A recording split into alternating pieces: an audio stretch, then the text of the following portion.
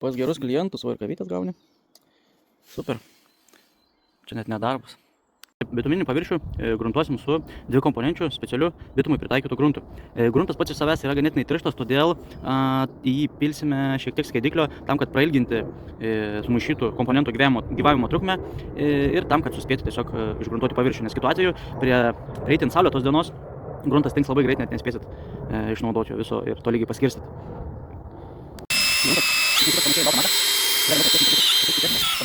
Štai visai kitoks vaizdas, būtent nuo šito grunto tepimo susiformuoja itin storas grunto sluoksnis, kuris pilnai izoliuoja bitumą, kad vėliau ant viršaus uždėtos dangos atrodytų estetiškai ir dirbtų savo darbą. Skubam. Na va, gruntavimas baigtas. Matot, koks paviršius blizgus ir tikrai matosi, kad tankiai grunto uždėtas storas toks grunto sluoksnis, kai bus. Labai greit reikia dirbti tą medžiagą, bet jinai tikrai yra duodanti savo rezultatą.